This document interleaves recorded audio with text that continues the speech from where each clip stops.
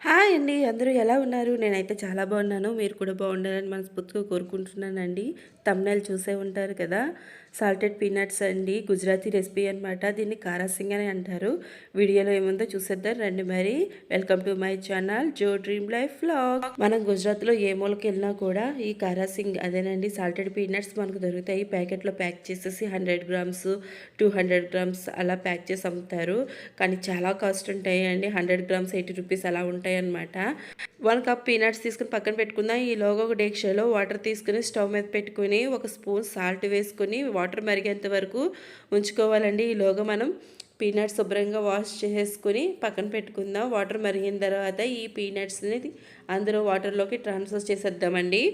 ఈ వీడియో చూస్తున్న వాళ్ళందరికీ ఒక క్వశ్చన్ అండి. మన ఇండియాలో పీనట్స్ ఎక్కువగా పండిస్తున్న రాష్ట్రం ఏది? అంటే మొదటి స్థానంలో ఉన్న రాష్ట్రం ఏంటో మీరు కామెంట్ సెక్షన్లో కామెంట్ చేయండి. ఎంతమంది కరెక్ట్గా చెప్తారో చూద్దాం. వాటర్ మరిగిపోయినాయి కదా, ఈ పీనట్స్ అన్ని వాటర్లోకి ట్రాన్స్ఫర్ చేసేసి ఇలా కలుపుతూ ఉండాలండి.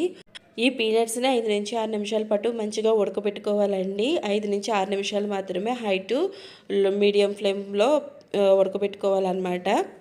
6 మినిట్స్ అయిపోయిన తర్వాత నేను వాటర్ అన్నీ ఇలా వంచేస్తున్నానండి. ఇవి పీనట్స్ అన్నీ చూడండి ఇలాగా బాయిల్ అయిపోయినాయి. నేను సెపరేట్ చేస్తాను వాటర్ను పీనట్స్ను. తర్వాత ఈలోగా మనం ఒక కడాయి పెట్టుకుని దాంట్లోకి సాల్ట్ యాడ్ చేసుకుందామండి. కొంచెం ఎక్కువే పడుతుంది, ఒక 100 గ్రామ్స్ అలా వేసుకోండి. సాల్ట్ హీట్ ఎక్కేంత వరకు చూడాలండి. పైనుంచి కిందకి కలుపుకుంటూ సాల్ట్ని హీట్ ఎక్కిన తర్వాత మనం పీనట్స్ డ్రైన్ చేసి పెట్టుకున్నాం కదా పక్కకి, వాటిని ఇందులోకి వేసేసుకోవాలండి. సాల్ట్లోకి అవి కలుపుతూ ఉండాలన్నమాట. మ్యాక్సిమం అది అలా కలుపుతూనే ఉండాలి. ఈ పీనట్స్ వేగడానికి నాకు 10 మినిట్స్ టైం పట్టిందండి. అలా కలుపుతూనే ఉండాలి. క్రిస్పీనెస్ వచ్చేంత వరకు, బ్రౌన్ కలర్ వచ్చేంత వరకు. ఓటు పట్టుకుని చూస్తే మనకి పొట్టంతా ఊడిపోయి లోపల బ్రౌన్ కలర్ రావాలన్నమాట. అలా వేపుకోవాలి. కానీ లో టు మీడియం ఫ్లేమ్లోనే వీటిని వేపుకోవాలన్నమాట. ఇప్పుడు వింటర్ సీజన్ కదా, ఇక్కడ వాళ్ళందరూ వీటిని ఎక్కువగా తింటూ ఉంటారు. వీళ్ళు వేరుశనగ పప్పుని మూపల్లి అంటారండి. ఎక్కువగా వీళ్ళు యూస్ చేస్తూ ఉంటారు. ఇంత సాల్ట్ వేస్ట్ అయిపోతుందని అనుకోకండి. మళ్ళీ మనం ఈ సాల్ట్ని రీయూజ్ చేసుకోవచ్చు అనమాట. మరలా కారాసింగ్ తయారు చేసుకుంటున్నప్పుడు ఇదే సాల్ట్ని యూజ్ చేసి మనం ఈ సాల్టెడ్ పీనట్స్ని తయారు చేసుకోవచ్చు అనమాట. అయిపోయినాయండి.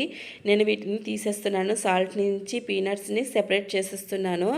ఈ సాల్ట్ చల్లారిపోయిన తర్వాత ఒక డబ్బాలో స్టోర్ చేసుకుని మనం కేక్ చేసుకుంటున్నప్పుడు కానీ, ఇలా సాల్టెడ్ పీనట్స్ చేసుకుంటున్నప్పుడు కానీ దీన్ని మరలా రీయూజ్ చేసుకోవచ్చు అనమాట.